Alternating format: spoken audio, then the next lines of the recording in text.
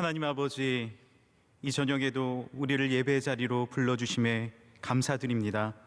비록 교회에 함께 나와 예배드리지 못하였지만 우리의 삶의 자리에서 예배드릴 때 성령의 힘과 능력으로 동행하여 주시옵소서. 현장 예배가 속히 회복되게 하시며 사랑하는 우리 명성교회에 나와 마음껏 주님을 찬양하며 목소리 높여 기도하는 날이 속히 오게 하여 주옵소서. 이 밤에도 주님의 옷자락을 붙잡습니다. 우리의 아픈 마음과 연약한 몸을 치유하여 주시고 주님 안에서 꿈을 꾸게 하여 주시옵소서. 아픔이 사명이 되는 놀라운 은혜의 경험을 주실 줄 믿습니다. 코로나로 어려운 우리의 삶을 불쌍히 여겨주시고 눈물을 흘리며 어려움 가운데 있는 일터와 가정마다 소생케 하시며 하늘의 새 힘을 허락하여 주시옵소서. 이 엄중한 상황 가운데 민족을 회복시켜 주시고 바이러스가 떠나가게 하여 주시옵소서. 오직 주님 바라보며 예수님으로 인해 기뻐하는 나라가 되게 하옵소서. 특별히 더운 날씨와 아픔 가운데 놓여있는 소년, 소녀가장, 독거노인분들, 몸과 마음이 힘든 이웃들을 위로하여 주옵소서. 사랑하는 원로 목사님과 사모님에게 건강의 은혜와 동행하심의 축복 주실 줄 믿습니다. 사랑하는 담임 목사님과 사모님 그리고 자녀분들에게 평안함과 강건함으로 함께하여 주시옵소서. 주님의 뜰 안에서 학예 선상성회에 복내려 주옵시고 피택 훈련을 곧 시작하는 피택자분들과 온 교우들에게 뜨거운 성령의 사모함을 허락하여 주시옵소서. MCN과 만일 아카데미 C채널과 안동 성소병원, 전국의 장학관과 원주와 제주 수양관을 비롯한 모든 기관마다 주님의 동행하심의 은혜가 넘치게 하여 주옵소서. 이 저녁에도 주님의 말씀을 사모합니다. 담임 목사님의 베드로후서 말씀의 증거를 통해 주님의 깊으신 말씀의 통찰을 허락하여 주시옵소서. 모든 영광과 감사를 주께 올려드리며 거룩하신 예수님의 이름으로 기도드립니다. 아멘. 오늘 하나님께서 우리에게 주시는 말씀은 신약성경 베드로후서 2장 17절에서 22절까지 말씀입니다. 베드로후서 2장 17절에서 22절까지 말씀입니다. 이 말씀을 저와 그리고 각 가정에 또 현장에 계신 우리 성도분들 한 절씩 교독하도록 하겠습니다. 이 사람들은 물 없는 샘이요 광풍에 밀려가는 안개니 그들을 위하여 캄캄한 어두움이 예비되어 있나니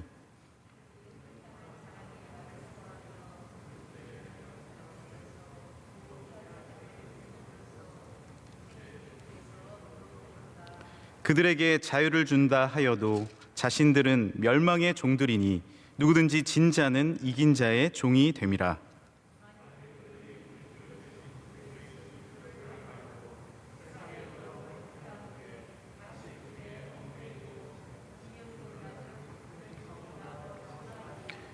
의의 도를 안 후에 받은 거룩한 명령을 저버리는 것보다 알지 못하는 것이 도리어 그들에게 나으니라. 참된 속담에 이르기를 개가 그 토하였던 것에 돌아가고 돼지가 씻었다가 더러운 구덩이에 도로 누웠다 하는 말이 그들에게 응하였도다. 아멘. 이제 말씀으로 은혜 받는 시간입니다. 담임 목사님께서 물 없는 샘과 밀려가는 안개 제하의 말씀 주실 때 큰 은혜의 시간이 될 줄 믿습니다. 오늘 제목은 물 없는 샘과 밀려가는 안개입니다. 오늘 본문에 나오는 내용이죠. 오늘 말씀은 계속해서 우리 지난주 그지난주는 우리 41주년 우리 또 기념 특별 집회가 있었고 또 우리 행사가 있었기 때문에 두 주 말씀을 나누지 못했는데 그 전주까지 계속해서 어떠한 맥락의 말씀을 나눴냐 하면 이 심판을 두려워하지 않는 거짓 선생들, 이 사람 특징이 그거거든요. 뭐 하나님의 심판을 전혀 두려워하지 않죠. 그리고 성도들을 미혹하고 아주 뻔뻔하게 구는 그들에 대한 말씀을 우리 계속해서 이어서 듣고 있습니다. 근데 우리가 좀 하나 알아야 될 성경적인 상식이 있습니다. 성경에 우리 베드로후서 지나면 요한 1, 2, 3서가 나오죠. 이제 그 정도는 여러분 잘 아실 텐데 그 다음에 요한계시록 사이에 성경이 하나 더 있어요. 우리 유다서라고 부르는 아주 짧은 성경이 있습니다. 근데 제가 이렇게 주석을 보면은 베드로후서와 유다서가 함께 있는 주석들이 꽤 많이 있어요. 제가 늘 의아했거든요. 이게 유다서가 짧아서 그냥 같이 붙여놨나? 근데 그게 아니더라고요. 베드로후서와 유다서는 굉장히 비슷한 맥락의 흐름이 있습니다. 같은 이야기들을 나누는 부분들이 있는데 오늘 말씀도 마찬가지예요. 유다서에 나오는 말씀이 이 유다서의 발람의 교훈 이야기도 나오고 거의 베드로후서에 나오는 중요한 이야기들이 함께 반복이 되는데 오늘 나오는 이 두 비유도 유다서에 나오는 말씀과 굉장히 흡사하게 나옵니다. 제가 한번 유다서에 나오는 그 말씀을 1장 12절 13절 말씀을 보여드릴게요. 이렇게 되어 있습니다. 그들은 기탄 없이 너희와 함께 먹으니 너희의 애찬의 암초요 자기 몸만 기르는 목자요. 이 거짓 선생들에 대한 이야기입니다. 바람에 불려가는 물 없는 구름이요 죽고 또 죽어 뿌리까지 뽑힌 열매 없는 가을 나무요 자기 수치의 거품을 뿜는 바다의 거친 물결이요 영원히 예비된 캄캄한 흑암으로 돌아갈 유리하는 별들이라. 이 말씀을 보시면 여기 바람에 불려가는 물 없는 구름이라는 이 말씀이 오늘의 바로 물 없는 샘과 밀려가는 안개로 이렇게 두 개로 나뉘어서 등장을 하게 됩니다. 유다서와 베드로후서는 거의 흡사하게 거짓 선생에 대해서 굉장히 경고를 하고 있고 또 우리에게 그 경고의 메시지에 귀를 기울이도록 말씀을 전하고 있습니다. 자, 그러면 물 없는 샘이라는 것이 어떠한 존재이겠습니까? 제가 오늘 제목을 지난 며칠 전에 정하고 나서 주일 말씀도 묵상해야 되지만 이 제목이 자꾸 생각이 나더라고요. 물 없는 샘과 밀려가는 안개.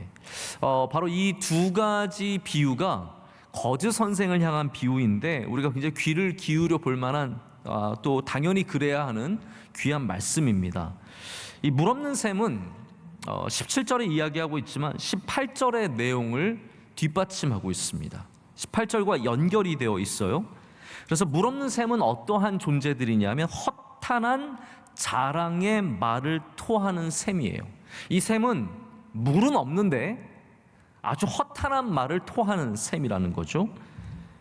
무엇인가 토해내고 있어요. 그렇지만 허탄한 것들, 헛된 것들일 뿐이라고 말하고 있습니다. 마른 샘은 어떠냐면요, 가장 실망스러운 존재인 겁니다. 메마른 샘, 물이 없는 샘은 하나님과 멀어진 샘이고, 우리 구약 성경에 보면 터진 웅덩이 이런 말씀이 많이 나오잖아요. 웅덩이가 잘 만들었는데 어디 한 구석이 터졌어요. 그래서 계속해서 끊임없이 물이 새어져 나갑니다. 그래서 곧 마르게 되는 그런 터진 웅덩이와 같은 것이고 마른 샘이라고 표현을 우리 성경에서 많이 하죠. 원래 성경 여러분 잘 아시겠지만 성경은 샘의 축복이 있습니다. 할렐루야. 성경은 샘의 축복을 약속을 해요. 샘의 축복을 누린 많은 사람들이 있지만 그 중에 대표적인 사람이 아브라함이라고 말할 수 있습니다. 왜냐하면 제가 성경 본문을 보면서 아브라함이 제단도 많이 쌓는데 하나님께 예배도 많이 드리지만 하나님께서 제단을 받으시고 가만히 내버려 두시는 것이 아니라 그에게 항상 우물의 복을 주세요. 샘의 복을 주시더라고요. 그래서 아브라함이 브엘세바에 사실은 거의 정착하는 거나 마찬가지인데 브엘세바는 7 우물이란 뜻이에요. 그러니까 하나님께서 아브라함에게 많은 우물을 주셨는데 7개나 우물을 주셨어요. 이스라엘의 우리가 지리를 보면 우리가 보통 단에서부터 브엘세바다라고 말하면 오늘 목사님 지난번에도 한번 단 언급하신 적이 있는데 단에서부터 브엘세바까지라고 하면은 가장 북에서 가장 남쪽까지를 말하는 이스라엘이라고 가나안 땅의 영역이에요. 그 중에 가장 남쪽입니다. 가장 남쪽이라는 말은 가장 기후적으로 아주 불리하고 안 좋은 것을 말하죠. 네게브라고 하는 광야, 아주 혹독한 광야 바로 위에 있는 게 브엘세바거든요. 브엘세바가 좋은 게 하나도 없어요. 그런데 왜 좋으냐 하면 샘이 있기 때문에 브엘세바는 능력 있는 도시가 되는 거죠. 여러분, 우리 인생도 마찬가지가 아니겠습니까? 우리가 꼭 좋은 데 살아야, 뭐 어디 예루살렘의 가장 멋있는 땅에 살아야 복을 받고, 혹은 이스라엘 골짜기의 아름다운 곳에 포도원 같은 곳에 집을 짓고 살아야 복이 있는 것이 아니라 우리 안에 생수이신 예수 그리스도의 샘이 있어야 복이 있는 인생이 되는 거거든요. 그러니까 아브라함이 보여주는 그의 삶의 아름다운 모습이 뭐냐면 그는 브엘세바를 마다하지 않아요. 롯과 헤어질 때도 너는 동쪽 나는 서쪽 이렇게 해서 어디 가는 걸 두려워하지 않아요. 나에게 하나님이라고 하는 샘만 있다면 어디를 가든지 나는 복받는 존재가 될 수 있다라는 거죠. 이게 흘러나오는 생수가 있는 샘을 가진 사람의 능력이거든요. 그래서 하나님은 이렇게 샘을 통해서 축복하시고 샘의 은혜를 누리게 하십니다. 여러분들 다 사는 장소가 다를 겁니다. 어떤 분은 지금 바깥에 막 아름다운 나무가 보이는 숲속에서 예배를 드릴 수도 있고, 이게 참 우리가 비대면 예배니까 이런 게 가능한 거죠. 또 어떤 분은 바로 집 앞에 벽밖에 안 보이는 그런 곳에서 예배 드릴 수도 있지만, 여러분 안에 생수가 흐른다면 그 삶은 복되고 하나님께서 그 삶을 기뻐하실 줄로 믿습니다. 우리 이스라엘의 선교사님으로 계시는 이강근 박사님이 이제 유튜브에 이스라엘 영상을 많이 올려주세요. 저는 이제 가끔 이렇게 가서 보게 됩니다. 보게 되면은 참 이렇게 마음에 남게 되고 인상 깊은 영상들이 있어요. 한 번은 이강근 목사님이 이렇게 지나가시다가 차를 세우고 이 길가에 있는 이렇게 벽 같은 곳에 들어가시면서 여기가 원래 샘이라는 거죠. 그래서 샘이어서 지나가던 여행객들이 거기에 들려서 이렇게 물을 얻어서 한 잔을 마시고 다시 힘을 내서 걸어가는 굉장히 중요한 곳이라고 얘기를 하는데, 제가 그거 보면서 오늘 말씀이 이게 생각이 나더라고요. 만약에 내가 여행자인데, 내가 목마른 사람인데 여기 샘이 나올 줄 알고 들어갔는데 메마른 샘, 물 없는 샘이라면 얼마나 실망스럽고 얼마나 안타깝겠습니까? 그래서 이스라엘에게서 가장 안타까운 존재들이 바로 이렇게 물 없는 샘이에요. 가장 어떻게 보면은 영광의 삶을 잃어버린 것이 바로 이런 물이 이제 더 이상 나오지 않는, 물이 없는 샘이라는 겁니다. 오늘 이 거짓 선생들을 바로 이 물이 없는 샘, 영광이 없는 잘못된 그 목적을 잃어버린 그것과 비유를 함께 하고 있는 겁니다. 반대로 물된 동산은 얼마나 듣기 좋은 말입니까? 할렐루야. 그냥 동산이 아니라 물이 되어져 있는 동산이에요. 그것처럼 복 있는 존재가 어디 있겠습니까? 이 말은 듣기만 해도 아름답고 풍성함이 느껴지고 우리에게 기쁨을 주는 말입니다. 여러분이 다 물된 동산 같은 주님의 백성들이 되시기를 축복합니다. 반면에 죽은 물, 썩은 물이죠. 고여있는 물, 오랫동안 고여있어서 썩어버린 그 물, 터진 물, 계속 집어넣어도 끊임없이 마를 수밖에 없는 구멍이 나와 있는 물, 그리고 오늘 나오는 물 없는 샘 같은 비유는 이 죄와 저주 속에 있는 존재들을 비유하는 말로서 성경에 등장합니다. 우리 교회에서 이제 기도할 때 다른 교회와 조금 제가 볼 땐 약간 다른 점인 것 같아요. 우리 다 뭐 나라를 위해서 기도하고 선교지를 위해서 기도하고 연약한 자들을 위해서 기도하지만 우리 교회는 늘 이렇게 담임 목회자를 위해서, 담임 목사를 위해서 기도해 주시는 게 있거든요. 또 때로는 고맙기도 하고 부끄럽기도 하고 조금 지나치다는 생각이 들 때도 솔직히 있어요. 감사하지만. 근데 제가 참 기도해야 할 때 감사한 부분이 뭐냐면 이렇게 기도하실 때요. 뭐 저는 우리 목사님 세계적인 지도자들 그런 기도에 막 그래 나도 그래야지 이렇게 느끼는 것보다는 어떤 기도가 참 마음에 와서 위로가 되고 와닿냐 하면요, 우리 목사님 말씀의 샘이 마르지 않도록 이렇게 기도해 주실 때 참 고맙습니다. 그분 좀 걱정이 되시나 봐요. 네? 걱정이 되셔서 우리 목사님 제발 말씀의 샘, 지금 약간 말랑말랑해지는 것 같은데, 약간 드라이한 것 같은데 좀 말씀의 샘이 마르지 않도록 이렇게 기도해 주실 때 감사함을 느낍니다. 말씀의 샘이 마르지 않도록 기도해 주신 이유가 있겠죠. 설교 사역을 잘 감당하라고. 참 중요한 기도의 제목이 아닐 수가 없습니다. 저도 한 20년 정도 목회를 하고 있는데 항상 말씀에 중압감이 있습니다. 거의 하루도 빼지 않고 말씀을 준비하고 말씀을 늘 이렇게 묵상하고 생각하고 준비해야 하는 그러한 중압감이 끊어지지 않고 있죠. 제가 제일 행복할 때가 언제냐면요, 준비한 말씀이 넉넉할 때. 이게 무슨 말이야? 앞으로 먹고 살 게 있을 때. 자, 앞으로 한 달은 걱정 없다. 한 달은 내가 정말 하나님 주신 말씀들이 차곡차곡 쌓여 있어서 이 샘에 물이 많아서 걱정이 없을 때, 그때가 정말 행복한 거예요. 너무너무 감사한 거예요. 제가 제일 부자처럼 느낄 때가 언제냐면요, 제가 설교를 준비하는 노트가 있습니다. 이렇게 이 앱으로 연동이 되는 그런 노트인데, 여기에 날마다 이제 새로운 생각들과 제가 들은 이야기들과 읽은 책과 성경의 묵상들을 기록해 놓고 이거를 이제 차곡차곡 쌓아 놓는데, 이게 많이 쌓이면 쌓일수록 마음이 평안하고요, 이거를 써먹으면 써먹을수록 마음이 이제 점점 불안해지는 거죠. 제가 한 번은 아주 설교자로서 많은 영향력을 갖고 계신 그런 감동을 주시는 목사님을 만났는데, 제가 한번 그렇게 여쭤봤어요. 목사님, 설교 사역이 그렇게 많은데 어떻게 감당하시냐고. 근데 그 목사님이 정말 정답을 주셨어요. 성경이 있는데 뭘 걱정하세요? 그렇게 얘기하시더라고요. 성경이 있는데 뭘 걱정하시냐? 성경이 우리의 셈인데 뭘 걱정하냐?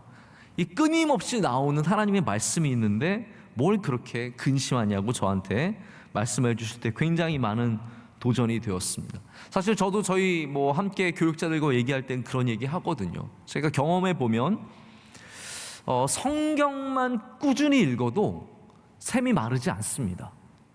성경만, 하나님의 말씀만 꾸준히 붙잡아도 단 한 번도 하나님께서 외면하시고 샘을 마르게 하시는 법이 없는 것을 경험을 하게 됩니다.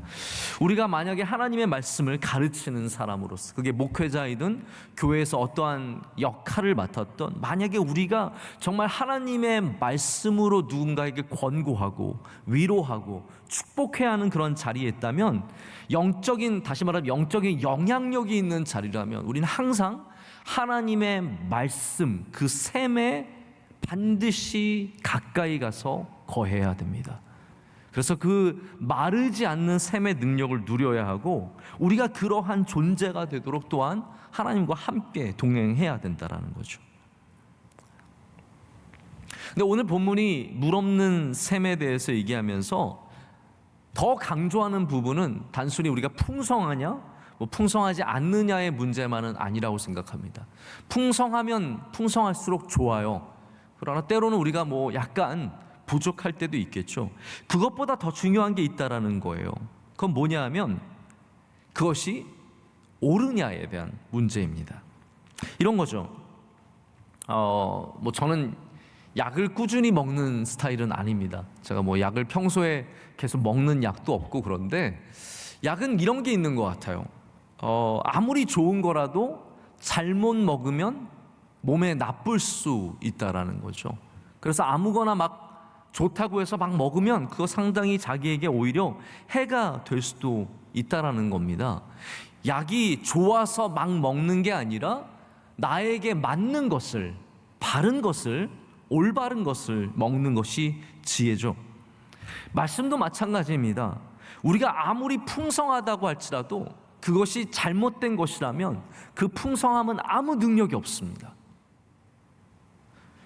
하나님의 말씀, 이 하나님의 말씀이 우리 가운데 조금만 다가와도 능력을 발휘할 때가 있어요. 그러나 세상의 지식들이 많고 많아도 그게 나를 살려주고 나를 귀하게 만들어주는 건 아니라는 거죠. 이 거짓 교사들을 보십시오. 그들의 지식이 넘쳐나 보여요. 이들은 굉장히 뛰어난 지식을 가진 것처럼 보이고, 특별히 베드로와 비교해 보면, 제가 베드로를 무시하는 건 아니에요. 어떤 학자들은 베드로가 절대로 무식한 사람이 아니다. 베드로가 헬라어를 먼저 사용할 수 있었고, 헬라어로 이렇게 글을 쓸 수 있었던 것은 베드로가 그냥 시골 정말 아무것도 모르는 어부가 아니라 분명히 꽤나 학식이 있는, 꽤나 지식에 충만한 그런 사람이었을 것이다라고 말하는 분도 있어요. 저도 그래서 베드로를 함부로 판단하진 않습니다. 하지만 누가 봐도 베드로나 혹은 여기 교회에서 거짓 교사로 지금 활동하는 사람들이나 이 두 부분을 비교해 보면 차이가 났던 것이 분명해요. 베드로보다는 거짓 교사들이 더 그럴싸하고 더 귀해 보이고 더 좋은 말들을 많이 했을 수 있다라는 거죠. 그럼 베드로가 말하는 것이 무엇입니까? 우리가 진리의 하나님 말씀 위에 서 있어야 그것이 바로 물이 많은 생수가 넘치는 셈이고, 아무리 많은 말을 하고 아무리 멋진 말을 많이 해도 그것이 진리가 아니라면 그것은 절대로 우리를 살리는 생수가 될 수 없다라는 겁니다. 여러분 아시죠? 이단들은 굉장히 시스템을 공고하게 갖춥니다. 그래서 우리 교회보다도 훨씬 더 강한 훈련 프로그램으로 훈련하고 철저하게 가르칩니다. 우리는 아사마사 많은 게 되게 많아요. 성경의 지식들 잘 모르는 것도 되게 많아요. 그러나 이단들은요, 굉장히 잘합니다. 하나하나 체계적으로 배우고 외우고 공부시키고 시험 보고 통과해야 뭐 단계가 올라가고 그래가지고 굉장히 숙련되게 말할 수 있는 훈련을 다 받았죠. 그러나 이 풍성함이 사실은 물이 없는 샘과 마찬가지라는 거예요. 우리가 비록 부족할지라도 진리 위에 있을 때, 생수 대신 예수 그리스도 위에 있을 때 그 사람이 사실은 더 풍성한 삶을 누리게 된다라는 겁니다. 그래서 우리가 정말로 바라봐야 할 것은 풍성함의 문제가 아니라 올바름의 문제라는 것이죠. 그럴 때 우리는 생수가 흘러나오는 샘의 은혜를 누리게 될 줄로 믿습니다.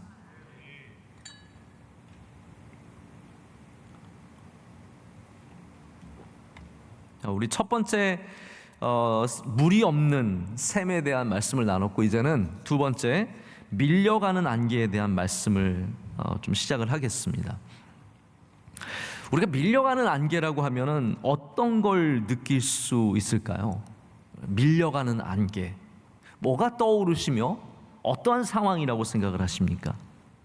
안개가 보통 성경에서 어떻게 쓰임을 받냐 하면, 물론 다른 쓰임새도 있지만 이제 가장 오늘의 본문과 흡사한 쓰임새는 뭐냐면 잠시 있다가 사라지는 그것을 안개라고 표현을 합니다. 야고보서 4장 14절에 어떤 말씀이 있냐면요, 내일 일을 너희가 알지 못하는도다. 너희 생명이 무엇이냐? 너희는 잠깐 보이다가 없어지는 안개니라 라고 말합니다. 근데 여러분, 이게 잠시 있지만 우리를 얼마나 위험하게 할 수 있습니까? 이 안개가 잠깐 머무는 것 같지만 이 안개가 우리의 길을 가리워버릴 때, 우리의 앞을 가리워버릴 때 사실은 굉장한 힘과 능력을 갖고 있는 존재죠. 그러나 이 안개의 결말은 분명하다는 거예요. 오늘 우리가 한번 그렇게 생각해 볼 수 있을 것 같아요. 지금 안개라고 했을 때, 안개를 거짓 선생의 힘이 없다라고 말하는 부분보다는 오히려 그들이 힘이 있다라는 것을 말하는 수도 있겠다는 생각을 해보게 됩니다. 이들이 지금 안개같이 우리 사이에 있어서 서로를 바라보지 못하게 하고 십자가를 바라보지 못하게 하고 우리의 표대를 바라보지 못하게 하는 그러한 굉장히 강한 힘을 갖고 있는 거죠. 다만 이들의 앞날은 분명해요. 이들은 반드시 사라지게 되어 있습니다. 이들은 반드시 밀려가게 되어 있다라는 거죠. 그래서 여기 영향력 있는 존재로 우리 사이에 있지만 곧 사라질 것, 힘없이 밀려갈 것이라고 말을 하는 겁니다. 그래서 19절이 또한 이 안개, 밀려가는 안개를 표현하는 그러한 말씀인데요, 이 19절에 나오듯이 자유를 가졌다고 할지라도 자유를 가진 것 같아요.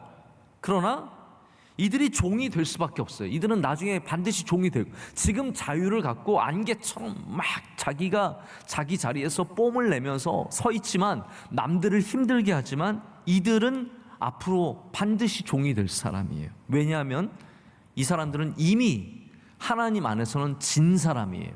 이긴 것 같지만 이미 진 사람이에요. 진리 위에 선 사람은 진 것 같지만 이기는 사람이에요. 할렐루야. 예수님께서 그러셨잖아요. 예수님께서 십자가에 달리실 때 우리 모두는 졌구나, 끝났구나, 게임 오버, 이제는 방법이 없구나 했지만 예수님께서는 그 사망 권세를 이기시고 부활하셨습니다. 진 것 같지만 이기는 것이 믿음이고, 반대는 이긴 것 같지만 지는 자들이라는 겁니다. 거짓 선생들은 어떠한 사람입니까? 지금은 안개처럼 우리 바로 앞에 있어서 우리를 힘들게 하고 우리를 어렵게 하고 막강한 힘을 갖고 있지만, 그들은 지는 것은 이제 시간 문제예요. 곧 해가 떠오르게 되고, 저도 이렇게 아침에 새벽에 어디를 가다 보면 막 안개가 있어가지고 이거 어떻게 안개를 헤치고 가나, 정말 앞이 안 보이고 걱정이 돼서 위험하고 막 속도를 줄이지만, 조금 가다 보면 어느새 안개가 걷혀서 다 사라져버리고 밝은 햇빛이 저의 길을 비추는 것을 보게 됩니다. 모든 안개는 밀려가는 존재예요. 힘이 없어요. 내 눈앞에 있다고 할지라도 힘이 없어요. 그래서 안개가 나를 휩싸일 때, 안개가 나를 덮을 때 두려워하면 안 됩니다. 반드시 밀려갈 것을 알아야 돼요.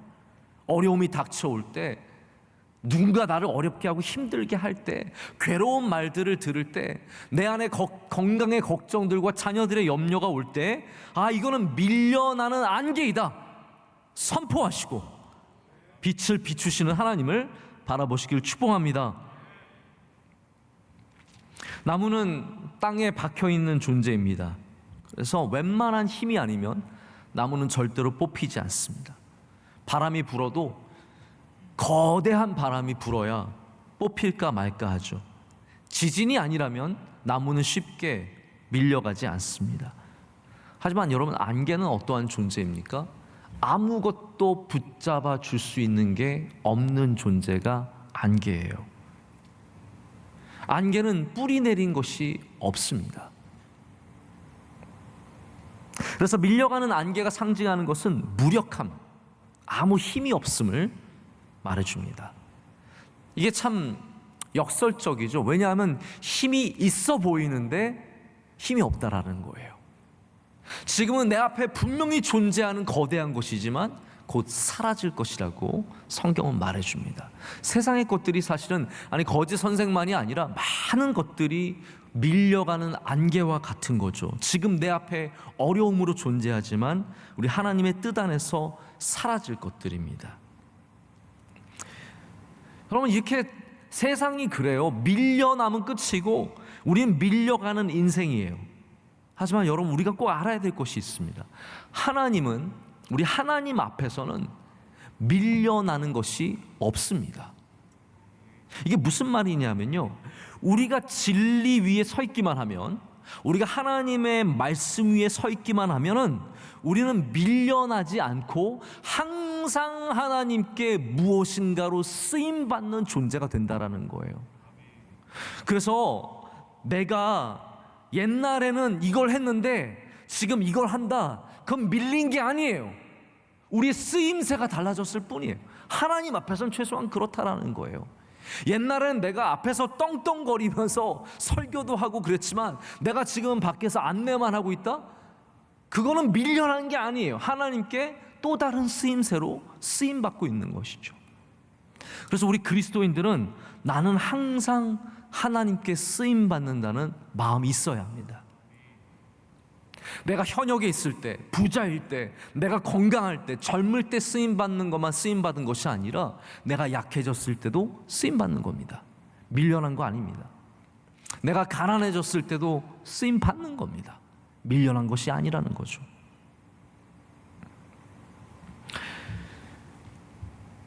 바나바가 바울에게 밀려난 게 아닙니다. 절대로 바나바가 바울에게 밀려난 게 아닙니다. 하나님께서 바나바를 따로 사용하신 거지, 바울이라고 하는 위대한 사도 때문에 바나바가 밀려서 구브로까지 간 것은 아니라는 거예요. 하나님께서 그렇게 일하시지 않는다니까요. 하나님 안에 있는 사람은 항상 쓰임받는 거예요. 베드로가 야고보에게 밀려난 게 아닙니다. 베드로가 요한에게 밀려난 것도 아니죠. 그들은 각각 다 다른 사명들을 갖고 거기서 하나님께 쓰임을 받고 있는 거예요. 그래서 우리 그리스도인들은 항상 그런 마음이 있어야 돼요. 누가 잘하면 내가 밀려난 것이 아니라 저 사람을 축복해 줘야 돼요. 누가 찬양을 하면 야, 찬양 참 잘한다, 귀하게 쓰임 받겠다. 오늘 제가 우리 김등현 목사님 앞에 예배 전에 찬양을 인도해 주셨는데 제가 들어보니까 무슨 가수처럼 잘해요. 뭘 그렇게 쓸데없이 잘하는지 모르겠어. 너무너무 잘해요. 여러분, 그러면 우리 목사님이 이렇게 찬양을 잘하면 나는 밀려났다 그렇게 생각하겠습니까? 아니에요. 이분은 이분께서 주시는 그 귀한 직분을 맡은 거고, 나는 내가 해야 될 것이 있는 거고, 여기 다른 분들은 또 다 각각 갖고 있는 그러한 주님이 주신 사명이 있다는 거죠. 그래서 누가 잘하는 거에 스트레스 받으면 안 됩니다. 우리 그리스도인들은 하나님께 쓰임받는 다른 사람들이 잘하는 거에 대해서 절대로 요만큼도 스트레스 받을 필요가 없어요. 왜냐하면 하나님께서 나도 하나님의 뜻에 맞게 사용하고 계시기 때문이에요. 하나님은 절대로 버리지 아니하십니다. 모세를 버리지 아니하시고, 아브라함을 버리지 아니하시고, 주의 종 다윗을 버리지 아니하시고, 끝까지 동행하시며 함께해 주시죠. 우리가 진리 위에 서 있으면 밀려나는 안개처럼 사라지는 인생이 아니라 우리 끝까지 하나님께 쓰임 받으며 하나님의 영광을 나타내게 될 줄로 믿습니다.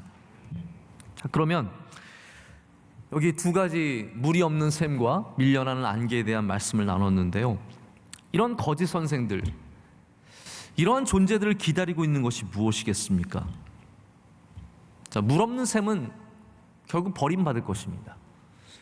지금 대단한 인생들처럼 앞에서 떠들고 있지만, 물 없는 셈은, 풍성해 보여도 진리가 없는 셈은 결국은 버림을 받게 됩니다.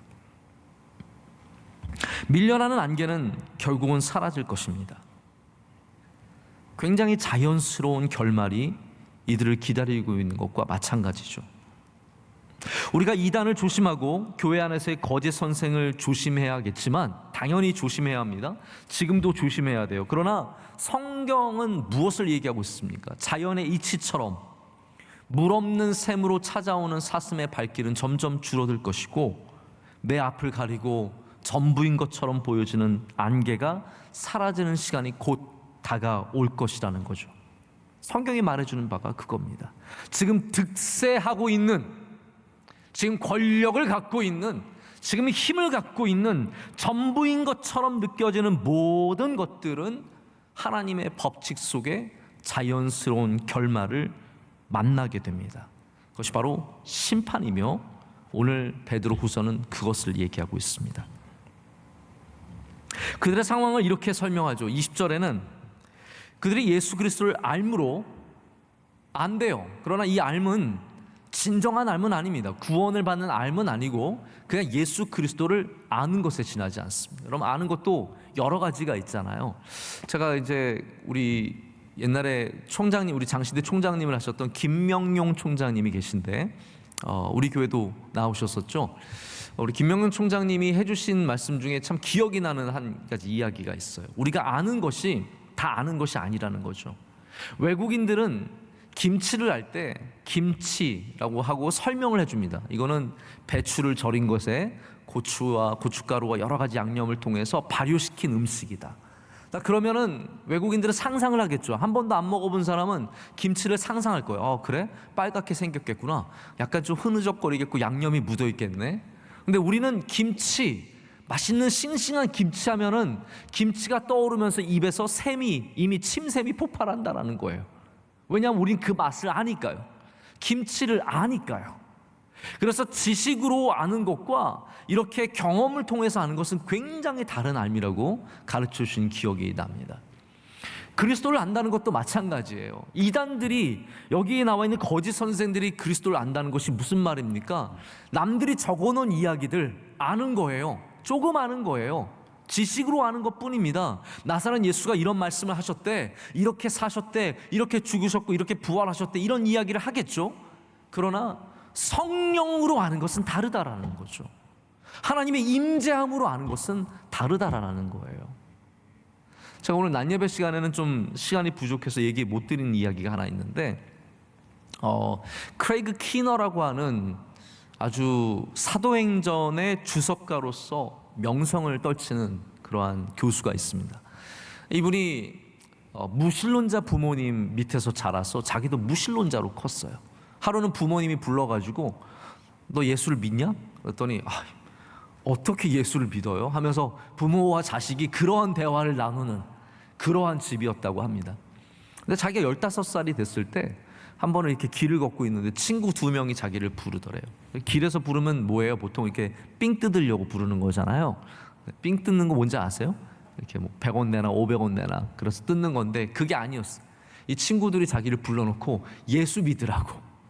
참 미국도 이런 게 있는 거죠. 침례교 다니는 2명의 남자아이들이 자기를 불러가지고 너 예수님 믿어라. 근데 얘네들이 무슨 뭘 알고 전하는 게 아니라 그냥 전도하고 싶어서 전도한 거예요. 아는 건 하나도 없어요. 얘는 무신론자니까 공격할 말들이 있잖아요. 이런 거 저런 거 물었는데 대답을 못 하는 거예요. 그냥 걔네들이 하는 말은 너 예수님 안 믿으면 지옥 가. 너 같은 죄인은 지옥 가고 하면서 이게 오히려 반감을 얼마나 살 수 있어요. 그래서 이제 그 키너라고 하는 분이 야 그런 소리 하지 말고 잘 가. 그러고 집으로 이제 가기 시작했대요.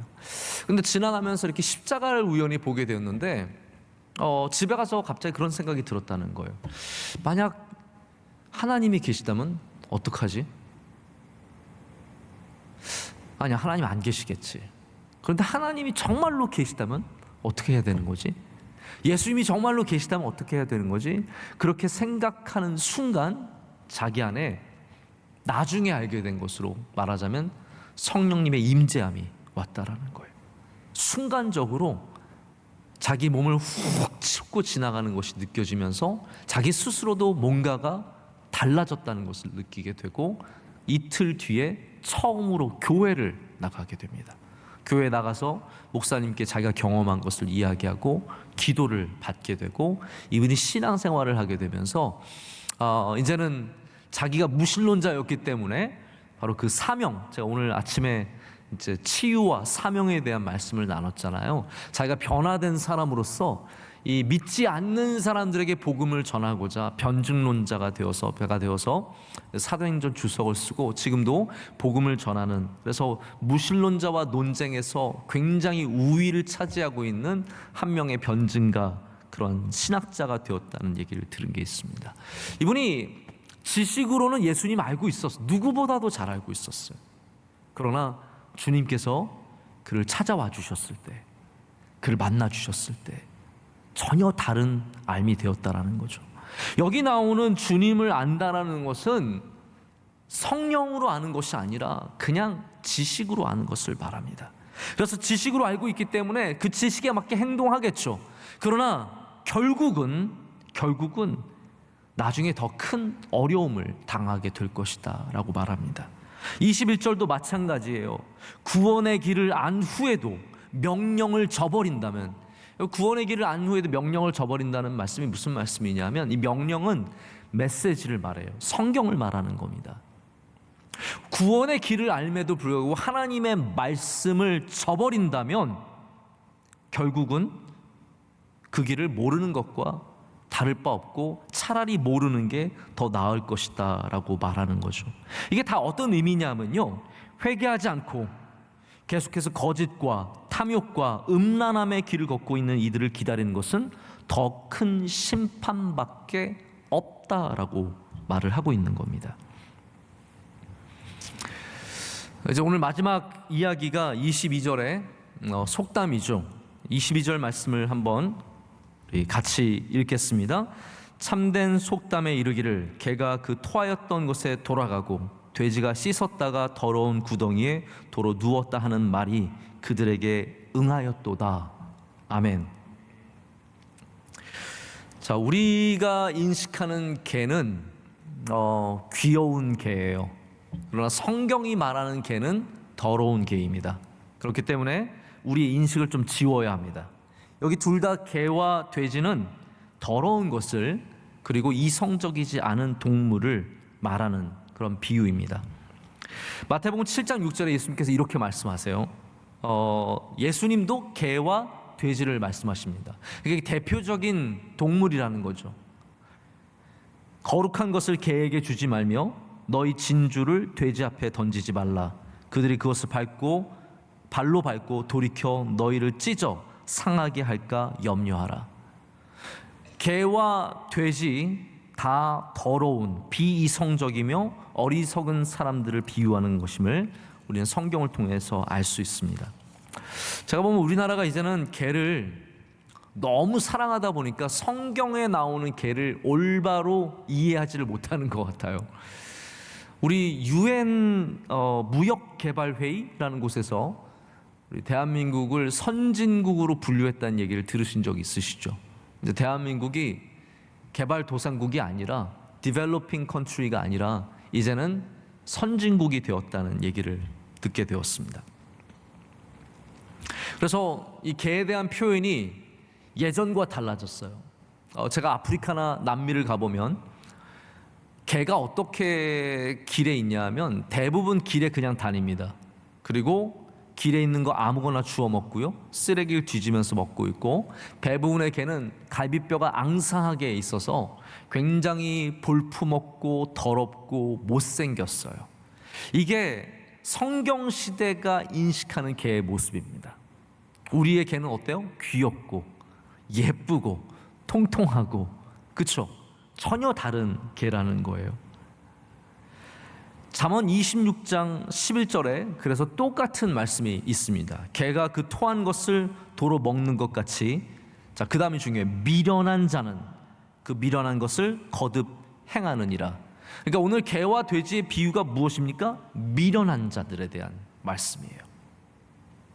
거짓 교사들, 선생들은 단순히 악할 뿐만이 아니라 심판을 맞는 그런 악한 존재일 뿐만 아니라 이들은 굉장히 미련한 존재예요. 예수님께서 귀신을 내쫓으실 때 악한 귀신에게 뭐라고 말씀하시면, 악한 귀신이에요. 귀신이 선한 귀신은 없습니다. 악한 귀신에게 뭐라고 말씀하시냐면 더러운 귀신아 라고 말씀하세요. 여기 악함과 더러움이 함께 가는 것을 보십니까? 예수님에게는 악함이 더러움이에요. 여기 왜 개와 돼지가 나오냐면 이들은 악할 뿐만 아니라 더러운, 다시 말하자면 더럽기 때문에 악한, 그리고 미련한. 잠언을 보시면 아시겠지만 악인들은 미련한 자들이에요. 이 모든 성경에 돌아가는 구조가 그렇다라는 거예요. 악한 자는 미련한 자이며, 미련한 자는 또한 더러운 자이며, 악한 자는 더러운 자이며, 더러운 자는 또한 악한 자라는 거죠. 이것이 성경이 갖고 있는 가치관이고 세계관이에요.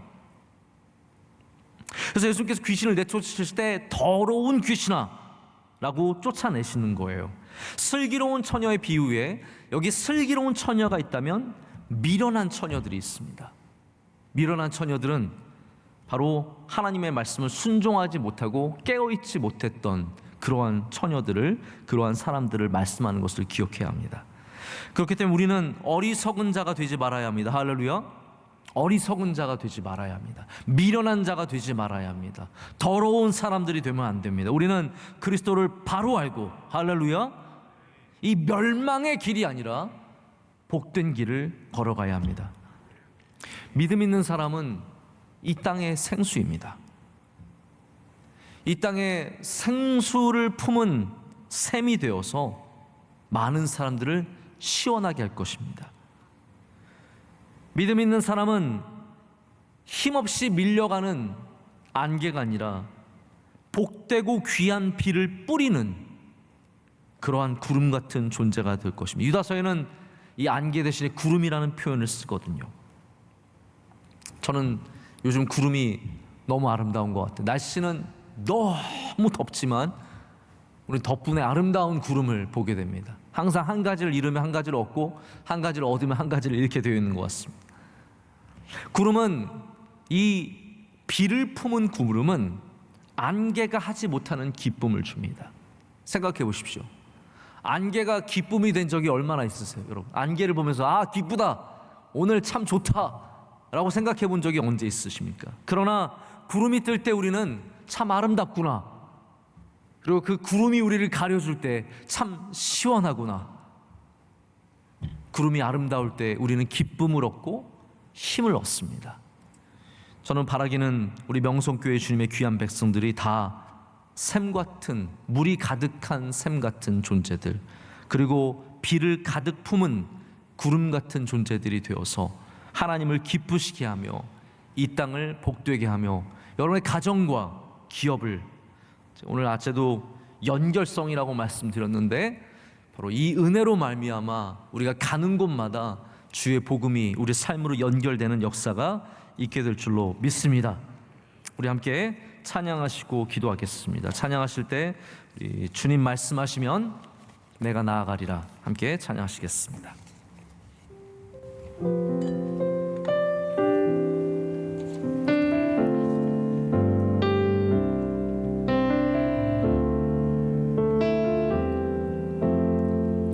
주님 말씀하시면, 주님 말씀하시면 내가 나가리라. 주님 뜻이 아니면 내가 멈춰서리라.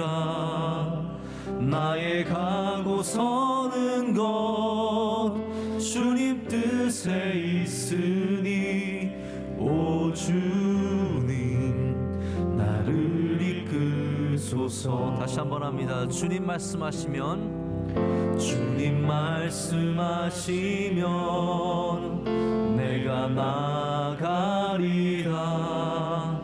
주님 뜻이 아니면 내가 멈춰서리다. 나의 가고 서는 것 주님 뜻에 있으니 오 주님 나를 이끄소서. 뜻하신 그곳에 나 있기 원합니다. 이끄시는 대로 순종하며 살리니 연약한 내 영혼 동하여 일하소서. 주님 나라와 그 뜻을 위하여 뜻하신 그곳에 나 있기 원합니다. 이끄시는 대로 순종하며 살리니 연약한 내 영혼 동하여 일하소서. 주님 나라와 그 뜻을 다시 한번 합니다. 뜻하신 그곳에 나 있기 원합니다. 이끄시는 대로 순종하며 살리니 연약한 내 영혼 동하여 일하소서. 주님 나라와 그 뜻을 위하여 오 주님 나를 이끄소서. 우리 함께 기도하겠습니다. 우리 통성으로 기도하겠는데요, 자기 힘으로 인생을 살아가며 자기 지식과 자기 기준으로 살아가다 보면 우리는 뿌리 없는, 붙잡아주는 것 없는 밀려가는 안개와 같이 이리로 저리로 밀려갈 수밖에 없습니다. 우리가 바라는 것은 우리 말씀하시고 우리를 인도하시는 주님을 온전히 신뢰하며 주님 말씀하시는 대로 걸어가는 바로 그것입니다. 우리가 주님께서 말씀하시는 대로 걸어가기를 작정하면 주님께서 우리의 발걸음을 가볍게 하실 것입니다. 우리가 주님 말씀하시는 대로 살아가길 원한다면 주님 우리를 뿌리를 깊게 내리게 하셔서 든든하게 붙잡아 주실 것입니다. 이 시간 기도할 때 하나님, 우리로 물이 풍성한 샘이 되게 하여 주시오며 비가 풍성한 구름이 되게 하여 주셔서 하나님 이 세상에서 밀려다니는 그러한 삶이 아니라 하나님의 말씀대로 순종하며 따라가는 삶이 되게 하여 주시옵소서. 거짓된 풍성함에 그런 모든 헛된 것들을 쫓아가지 않게 하여 주시며 오직 진리신 예수 그리스도를 쫓아가는 주의 백성들이 되게 하여 주시옵소서. 믿음으로 승리하게 하여 주시옵소서. 우리 두 손 들고 주여 삼창하기도 하겠습니다. 주여 주여 주여. 사랑하는 하나님 아버지, 주의 말씀을 이제 연약한 주의 말씀을 바라보고 하나님 하나님 주께서 붙잡아 주시고 아버지의 능력이 나타나게 하여 주시고 힘과 능력을 주시고 하나님 아버지 내 부족한 인생이지만 한 걸음이라도 주의 말씀으로 되게 하여 주시오며 아버지 단 한 번이라도 주님의 뜻대로 저 말씀을 되게 하여 주시옵소서. 하나님 모든 것을 돌려드려 주님께 주시옵소서. 하나님 이 시간을 지날 때 하나님을 덮고 있는 안개를 바라보지 말게 하여 주시고 꽃꽃이 하나님의 빛이 함께 비치며 하나님의 뜻이 이루어짐을 바라보며 나가게 하여 주시옵소서. 어려운 속에 있는 모든 사람 힘내게 하시고 기운내게 하여 주시고 이겨내게 하여 주시며 반드시 승리하는 나를 지키소 허락하실 줄로 믿습니다. 밀려가는 안개 같이 함께 밀려오지 않게 하여 주시오며 모험의 진리를 붙잡고 함께 승리하며 나가는 데가 있게 하여 주시옵소서. 하나님 아버지 베드로후서의 말씀에 삶의 뿌리가 되어서 하나님 아버지 우리의 삶을 인도하게 하여 주시옵고 우리 삶과 연결되는 귀한 말씀이 되게 하셔서 우리 삶의 자리에서도 하나님 많은 열매를 맺고 꽃을 피우는 하나님이 기뻐하시는 주의 종들이 될 줄로 믿습니다. 하나님 아버지 오늘 시간도 성령 충만함을 주셔서 예수 그리스도를 바로하는 은혜가 있게 하여 주셔서 뜨겁게 주님을 알게 하여 주시고 그렇게 교회 사랑하게 하여 주시오며 아버지 하나님을 사랑하는 교회의 귀한 백성들이 되게 하여 주시옵소서. 아직도 알지 못하는 자 하나님 성령 충만함을 부어주시고 기름 부어주셔서 하나님을 알게 하여 주시고 하나님 복되고 아름다운 삶이 될 수 있도록 축복하여 주시옵소서. 우리 명성교회 하나님 모든 거짓 교사님 사라지게 하여 주시며 슬기롭게 믿음 가운데는 주의 종들만 넘쳐날 줄로 믿습니다. 믿고 이 잠을 감사합니다. 하나님 아버지 감사합니다. 오늘 저녁에도 귀한 예배를 주님께 올려드리게 하심을 감사합니다. 우리의 믿음이 날마다 주님 앞에 늘 부족함을 고백합니다. 하나님 오늘 한 걸음이라도 주의 말씀을 따라가게 하여 주시오며 단 한 번이라도 주의 말씀을 순종하여 발을 내딛는 우리가 될 수 있도록 은혜 내려 주시옵소서. 하나님 주의 사랑하는 성도들 이 세상에 밀려다니는 안개를 쫓아가지 않게 하여 주시옵소서. 안개를 두려워하지 않게 하여 주시며 곧 공의로운 정의로운 하나님의 빛이 오전에 밝게 떠서 모든 안개들이 사라지며 모든 두려웠던 것들이 사라지며 하나님의 은혜가 임하는 순간이 오게 될 줄로 믿습니다. 우리는 영원한 것들을 바라보게 하여 주시오며 지혜롭고 슬기롭게 기름을 준비하며 예수님이 기뻐하시는 삶을 살아갈 수 있도록 은혜 내려 주시옵소서. 하나님 더러운 것들은 다 떠나가게 하시고 악한 것들은 떠나가게 하여 주시옵고 미련함이 떠나가게 하셔서 하나님 우리는 다 주님이 기뻐하시는 믿음의 자녀들로 주님께 순종하며 나가게 하여 주시옵소서. 오늘도 주님께서 예배를 통해서 영광 받아 주시며 우리 가운데 믿음의 뿌리가 깊어지도록 성령 충만함을 주실 줄로 믿습니다. 가슴이 뜨거워지게 하여 주시고 마음이 뜨거워지게 하여 주시며 주님이 주신 사명으로 새롭게 되는 은혜가 우리 모두에게 임하게 하여 주시옵소서. 우리를 사랑하시는 예수 그리스도의 이름으로 간절히 기도드립니다. 아멘. 이제는 우리 주 예수 그리스도의 크신 은혜와 하나님 아버지의 영원하시고 변함없으신 사랑과 성령님의 함께하시며 임재하심이 주의 말씀을 따라 힘있게 나아가는 주의 모든 사랑하는 백성들 가운데 이제로부터 영원토록 함께하시기를 간절히 축원하옵나이다. 아멘.